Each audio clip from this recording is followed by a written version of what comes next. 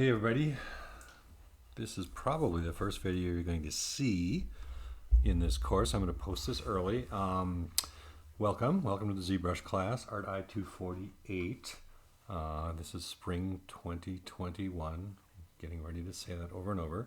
I'm recording this in late January, and this is essentially going to be just a look at different student work that's been done over the past few years in this class, mostly because I want to give you an idea of what to expect we're going to be doing, and perhaps it'll be somewhat aspirational. That's something you would like to do. The other point is that it will hopefully help you get through the kind of dregs of the videos in the first few weeks where I'm just talking about how to get around the program, key commands, things like that, when you know this is what you're going to be doing eventually. So without saying anything more, let's just kind of get to it here. By the way, when you see something pop up on the screen, and this is going to be true for the other videos, that's the key that I'm using to move to the next slide in this case. But in ZBrush, that's going to be useful for you because you're going to be able to slow things down and see what I did, okay, and get the same idea. So this is a crab. Your first assignment is actually to do a fish, and I have a pretty broad view of what makes a fish. It can be a real fish or a imagined fish. It just has to be believable. In other words, it has to conform to the standards of, you know, something that looks fish-like or would live under the ocean. Let's just put it that way. Live in water. Doesn't even need to be ocean. Okay. Bat boy. Some of these are just kind of wacky things that, this is the very first time I taught this class, so I always kind of throw something really old in for people to look at. This is an insect project, so scorpion, insect, it might be a little pushy there, but you'll notice that there's some hard edge things on here as well as some more sculptural things. And when you look at the backgrounds in these things, that is also something that I'm going to be showing you how to do, how to integrate these things into photographic backgrounds, adjust the perspective so it looks right, things like that. Okay. It's the same guy who did the scorpion. We sometimes will do a character project at some point in the semester. Okay, and it kind of varies from semester to semester.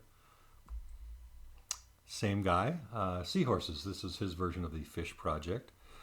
He'd never used ZBrush before, but he was an artist. Okay, so he has done a lot of drawing, painting, illustrating, things like that. So he had a pretty good idea of where he wanted to take things. Okay, this was actually a self-portrait. Again, I have a pretty loose idea of what constitutes a self-portrait. Okay.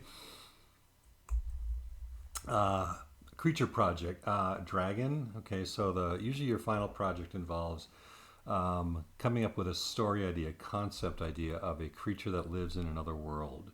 And I'd like it to be a combination of several creatures on Earth, but you have to have a backstory to kind of get an idea of why this thing looks the way it does, how it evolved, why it, what it hunts, what it eats, what it likes to watch on TV, things like that. Okay. Another one of these creature ones. Okay. Some really nice work. Skellebird. Self-portrait. Again, more of an anime-looking self-portrait, but did not get colored at the end, but she spent a lot of time getting the model to actually look good. Okay, this is that creature one, once again. And you have to do a character sheet for that. So a character sheet is essentially where you have different angles, different views of this thing. So you get an idea of the mass of it and what it looks like from the side, the top, or back, so on and so forth, as you can see here. Another fish project. Okay, good looking fish. This was a self-portrait. Okay. Again, as a mythical creature. Same, another self-portrait. Character shot or character sheet. Again, not colored. Sometimes it's actually more useful to see things that aren't colored because the color sometimes distracts you from the actual form of the object. Okay, so we will get into coloring things after you get the sculpting down with your fish project.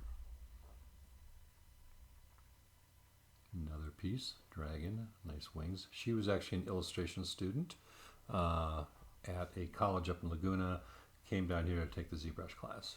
So you can kind of tell she's got pretty good skills in understanding how to model something. Another character sheet. The fish project. So one of the cool things about making something in 3D, ZBrush, this is all the same model, okay? It hasn't been changed at all. But when you render it from different points of view, you can clearly then put it into Photoshop or some other program and composite it. And it looks like you've got a whole slew of these things where really it's just the same thing repeated in different poses or in different positions and then plopped together in Photoshop. Okay, so it's a really, interesting process to work with. When you can actually move something around in 3 dimensions, you have a lot of flexibility with what you can do with it later. Fish. So again, some things can be done more cartoony. Okay, so you don't necessarily have to go with realism on these things. ZBrush is infinitely flexible in terms of what you can do. So you've got lots and lots of options. There's just another view of this. This guy was actually a chef earlier in his career. So he did a caricature of himself. And I love the way the carrot cake looks. Really nice. Yet another fish, a flounder. And you see there are several of these in the background, kind of blurred back there. I thought this turned out beautifully. Another self-portrait as an elf of some sort. Now this guy, his name's Omari. He actually works for a game company right now. He had superior ZBrush skills coming into the class. In fact, I learned a lot from him. But I like to show his work because it's just so complete and so sophisticated. So this guy actually had skills before he got to the class. So don't expect to get this good this quickly. Same guy, okay? As you can see, really good with form, anatomy. Even the insect project, he added a human to it.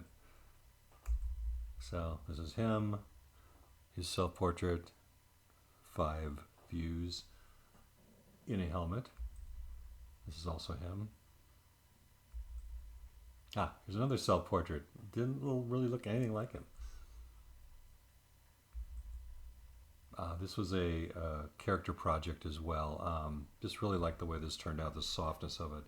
Very illustrative, very evocative. The colors are just beautiful. So the photos are the actual roses and stuff in the background. Those are a photo.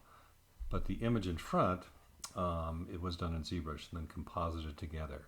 And then adjusting the colors to match the background and vice versa to make it look like a seamless composition. Really gorgeous. This is pretty cool. Fish project. Square-headed whale. Same person. This beautiful insect project. Did all the little mushrooms and mossy stuff and rocks in ZBrush. Okay.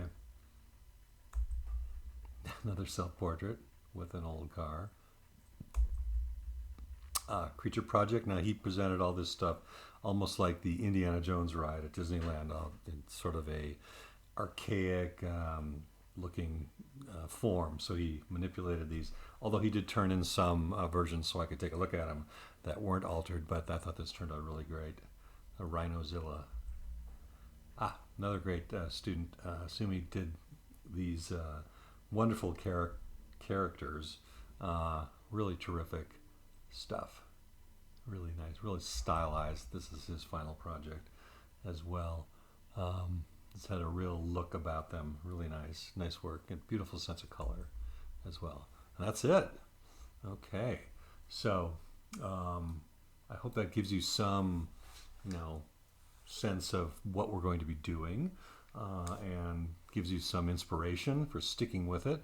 It'll be a little frustrating at first. ZBrush isn't the most intuitive program, but once you get the hang of it, it's actually pretty simple, and it has its own internal logic that works. So that's it. On to the next part, which I'm going to start talking about ZBrush. All right, see you soon, or hear from you soon.